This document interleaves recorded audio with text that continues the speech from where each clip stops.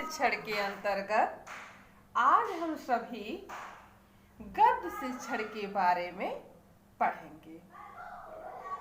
हिंदी गद्य शिक्षण का अर्थ।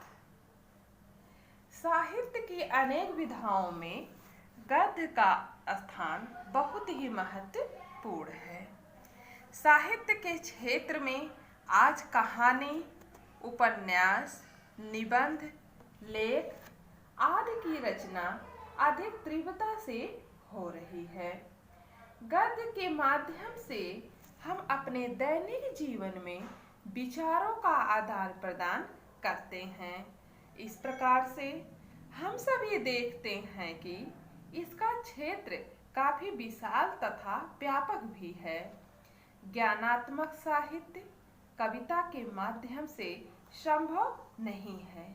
हमारे सभी सामाजिक, शैक्षिक, सांस्कृतिक, राजनैतिक, राष्ट्रीय, व्यवसायिक तथा अंतरराष्ट्रीय कार्यकाल गद्य साहित्य के माध्यम से ही संपन्न होते हैं। हिंदी गद्य शिक्षण। बच्चों, आप सभी इस डायग्राम के माध्यम से देखेंगे हिंदी गद्य शिक्षण, जिसमें है आलोचना, कहानी, उपन्यास, निबंध, नाटक, लेख। अतः स्पष्ट है कि गद्य शिक्षण के अंतर्गत नाटक, निबंध, उपन्यास, कहानी, आलोचना तथा लेखों को शामिल करते हैं। आचार्य रामचंद्र शुक्ल ने कहा है, यदि पद कवियों या लेखकों की कसौटी है तो गद्य साहित्य की कसौटी है। भाषा की पूर्ण शक्ति का विकास निबंधों में ही सबसे अधिक संभव होता है। इसलिए गद्य शैली के विवेचक उदाहरणों के लिए निबंध ही चुना करते हैं। अब हम सब पढ़ेंगे बच्चों हिंदी गद्य शिक्षण के उद्देश्य, जिसमें पहला है विद्यार्थियों के सूक्ति भंडार तथा शब्द भंडार का विकास करना। दूसरा है विद्यार्थियों के शब्द उच्चारण को शुद्ध करना। तीसरा है विद्यार्थियों की तार्किक एवं मनन करने की शक्ति को विकसित करना। चौथा है विद्यार्थियों में भाषा के द्वारा नैतिक तथा चारित्रिक विकास करना। पांचवा है विद्यार्थियों में तर्क, विचार तथा कल्पना शक्ति का विकास करना। छठा है विद्यार्थियों में गद्य के माध्यम से वैज्ञानिक, मनोवैज्ञानिक तथा अन्य विषयों का ज्ञान कराना। सातवां है विद्यार्थियों में गद्य शिक्षा के माध्यम से सांस्कृतिक विचारों का ज्ञान प्रदान करना। आठवां है विद्यार्थियों में गति, यति, लय, आरोह, अवरोह तथा विराम और अर्धविराम चिन्हों के साथ साथ वाचन की क्षमता का विकास करना। नौवां है विद्यार्थियों में भौगोलिक, ऐतिहासिक तथा सामाजिक गुणों का विकास करना। अब हम सब पढ़ेंगे बच्चों गद्य शिक्षण की पद्धतियां या प्रमुख अंग। आज प्रत्येक विषय का शिक्षण मनोवैज्ञानिक आधार पर होता है। मनोवैज्ञानिक प्रणाली को दूसरे शब्दों में हर्बर्ट की पंचपद प्रणाली के रूप में भी जाना जाता है। इसी पंचपद प्रणाली के आधार पर ही तमाम विद्वानों ने निम्नलिखित शिक्षण के सोपान या पद्धतियां बनाए हैं। गद्य शिक्षण के सोपान या पद्धतियां आप सभी इस डायग्राम के माध्यम से देखेंगे। पूर्व ज्ञान, प्रस्तावना, प्रस्तुतिकरण, उद्देश्य कथन, आदर्श वाचन, मौन वाचन, बोध प्रश्न, निरीक्षण कार्य, शब्द व्याख्या। जिसमें हम पहला पढ़ेंगे पूर्व ज्ञान। पूर्व ज्ञान के आधार पर मूल पाठ को प्रस्तुत किया जाता है। शिक्षक का यह कर्तव्य होना चाहिए कि वह मूल पाठ को पढ़ाने से पहले विद्यार्थियों से पूर्व ज्ञान की जानकारी के लिए कुछ प्रश्न पूछें। दूसरा है प्रस्तावना। प्रस्तावना से शिक्षक विद्यार्थियों को नवीन पाठ से अवगत कराता है, जिसकी सफलता के लिए यह जरूरी है कि शिक्षक उसकी तैयारी सही ढंग से करे, जिसके लिए एक शिक्षक को सहायक सामग्री, पूर्व कथाएं, लेखकों के कथनों तथा प्रश्नोत्तरों का प्रयोग करते रहना चाहिए। तीसरा है प्रस्तुतिकरण। गद्य के पाठ सामान्यतया बड़े होते हैं, इसलिए पाठों का भाव की समानता की दृष्टि से दो या दो से अधिक भागों में विभाजित करना चाहिए। इससे विद्यार्थियों को समझाने में आसानी रहेगी। चौथा है उद्देश्य कथन।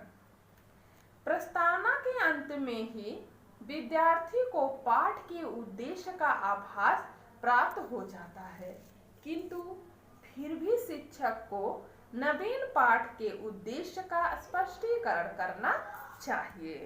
पांचवा है आदर्श वाचन। शिक्षक को आदर्श वाचन की ओर मुख्य रूप से ध्यान देना चाहिए और उस पाठ का वाचन प्रभावशाली तरीके से करना चाहिए। इसके लिए शिक्षक को कुछ जरूरी बातों का ध्यान रखना चाहिए, जिसमें जब शिक्षक पढ़ा रहा हो तो विद्यार्थियों की पुस्तकें बंद होनी चाहिए और ऐसे में सभी विद्यार्थियों की निगाहें शिक्षक की ओर होनी चाहिए। वाचन करते समय पाठ सामग्री के भाव के अनुसार मुख की आकृति बनानी चाहिए। वाचन करते समय शिक्षक को अपना चित्त प्रसन्न रखना चाहिए। वाचन करते समय विराम आदि चिन्हों का ध्यान विशेष रूप से रखना चाहिए। छठा पढ़ेंगे बच्चों मौन वाचन। मौन वाचन का मुख्य उद्देश्य छात्रों को गद्य पाठ की व्याख्या को समझाने एवं मनन करने का अवसर प्रदान करना है, अतः इसका प्रयोग सही ढंग से करना चाहिए। सातवां है बोध प्रश्न। बोध प्रश्न करने का मुख्य उद्देश्य यह ज्ञात करना है कि छात्र पाठ सामग्री को उचित प्रकार से समझ सके हैं अथवा नहीं। आठवां है निरीक्षण कार्य। बोध प्रश्न के पश्चात प्रश्नों को श्यामपट पर सारांश लिखने का अवसर देना चाहिए एवं शिक्षक को प्रत्येक छात्र के पास जाकर उसके लिखित कार्य का निरीक्षण करना चाहिए। नौवां है शब्द व्याख्या। छात्रों को शब्द का अर्थ सीधे रूप से ना बताकर विभिन्न विधियों के द्वारा बताना चाहिए, जैसे वास्तविक वस्तु के प्रस्तुतिकरण द्वारा, छोटी कक्षा में वास्तविक वस्तुओं को प्रस्तुत करके भी शब्दों के अर्थ को स्पष्ट किया जा सकता है। जैसे सरोवर शब्द का अर्थ तालाब को दिखाकर स्पष्ट किया जा सकता है। दूसरा है चित्र तथा मूर्ति के द्वारा। कुछ शब्द चित्र दिखाकर तथा कुछ शब्द मूर्ति दिखाकर स्पष्ट किए जा सकते हैं। जैसे भानु शब्द का अर्थ सूर्य के चित्र को दिखाकर बताया जा सकता है। इसी प्रकार सिंह के लिए शेर की मूर्ति का प्रयोग किया जा सकता है। तीसरा है वाक्य प्रयोग द्वारा। कुछ शब्दों को वाक्यों के प्रयोग करके समझाया जा सकता है। वाक्य प्रयोग छात्रों से भी कराए जाते हैं। इस विधि के प्रयोग द्वारा छात्रों में शब्द के अर्थ को समझने की उत्सुकता बनी रहती है।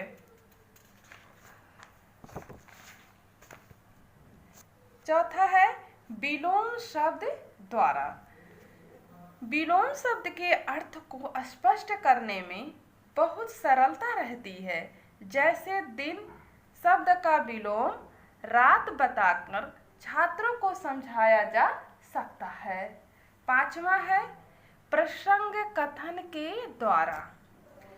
प्रसंग कथन के द्वारा भी अर्थ को स्पष्ट किया जा सकता है।